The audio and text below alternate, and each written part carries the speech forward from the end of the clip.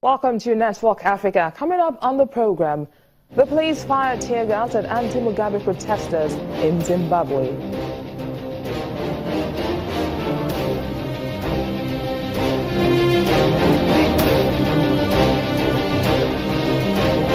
Then the appeal against Oscar Pistorius' 6-year sentence fails.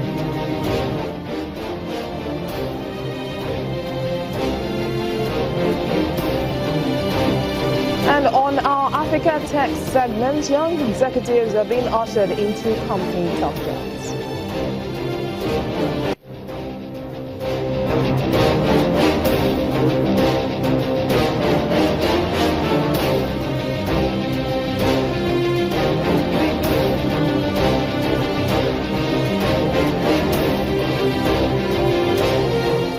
Thanks for joining us on the program. I am BC Adebayo. Zimbabwean police have fired tear gas and water cannon at opposition supporters who gathered for a protest march in the capital, Harare. They also beat up people wearing red T-shirts, the color of the opposition movement for Democratic Change Party. Protesters are calling for electoral reform ahead of polls in 2018. 92-year-old President Robert Mugabe says he intends to stand again. Leaders from 18 opposition political parties have called for Zimbabweans to march through Harare today as part of a so-called mega demonstration. The High Court ruled on Friday morning that the planned opposition march could go ahead a day after police warned that unauthorized demonstrations would not be tolerated. Now, VOA correspondent Anita Powell joins me now to discuss the latest developments in Zimbabwe. Hello, Anita. What's the situation like in Zimbabwe at the moment?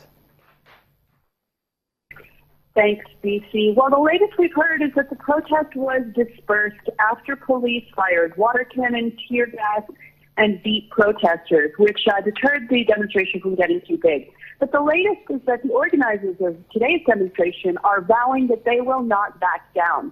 They're going to hold another demonstration next Friday. Well, firing tear gas and beating up protesters, what exactly does this say about the country's democracy, considering the fact that the High Court ruled that the protests can go on? So I think you're asking me what these beatings say about the state of democracy in Zimbabwe. That is, the answer to that question depends on who you ask. The Zimbabwean government says that these protesters are troublemakers who are backed by Western governments to overthrow the regime.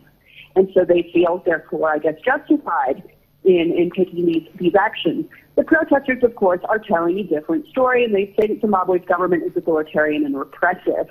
I think this divergence of a viewpoint does tell you that there is a schism in Zimbabwe and that there needs to be a conversation to reconcile just how democratic Zimbabwe is, because clearly there are very, very different viewpoints. Well, Mr. Mugabe has been president for 33 years. Why are the people complaining at this time? I'm going to correct you there. He's been in power for more than 35 years. And here's the thing. He's been in power a very long time, but it's only in the last decade or so that the economy of Zimbabwe has really taken a nosedive.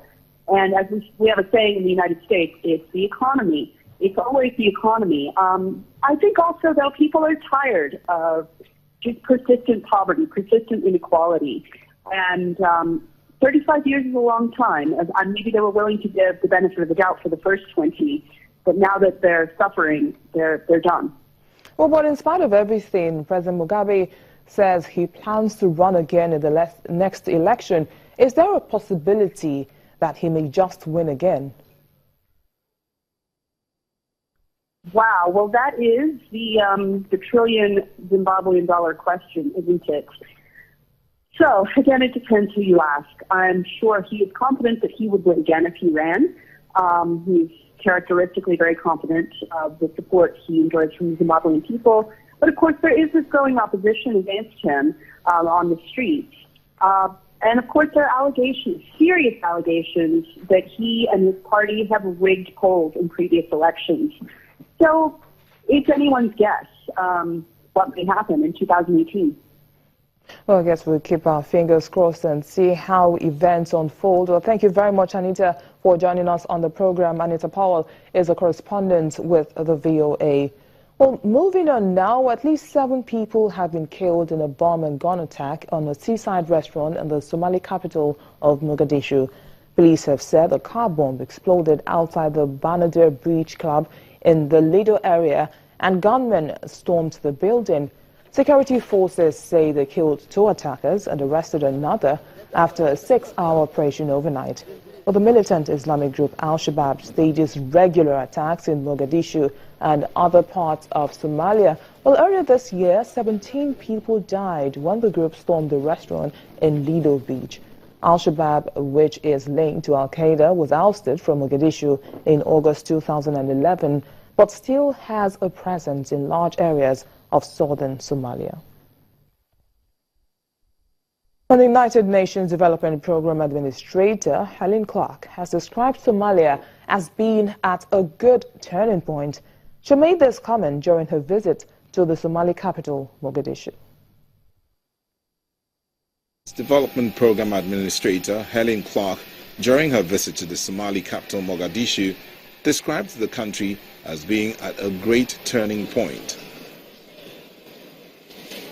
She spent the day in discussions with Somalia's President Hassan Sheikh Mohamud, Prime Minister Omar Abdurrashid Ali Shamak, and other senior leaders of his government about the 2016 electoral process, a proposed 30% quota for women's representation in parliament, and the upcoming launch of the country's first national development plan in more than 25 years. Firstly, UNDP is very involved in supporting the elections, so we've been discussing that. We've been discussing the gender target for the 30% women, which obviously I'm very, very supportive of women being involved in politics and leadership. President Hassan Sheikh Mohamud thanked the UN for the support it has given to the country.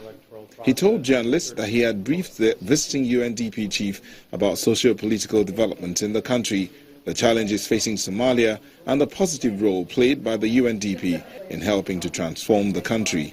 So I feel Somalia is at a good turning point. I think elections coming up, new national development plan, I feel some traction, some momentum. So I will go away with a positive message about what's being achieved and the potential. Today, politics in Somalia are discussed at very far away places from Mogadishu. People are engaged. We're increasing every day the number of citizens participating in the political processes. It was 135 elders that were doing things. Now we're talking about more than 14,000 people participating. And we feel that we are getting more closer to the final destination, which is the one person, one vote in 2020. Representatives of Somali civil society organizations expressed concerns that the 30% quota may not be achieved in the forthcoming electoral process. They included a group of goodwill ambassadors appointed by the president to advocate in favor of greater gender representation in the legislative branch of government. Thank you.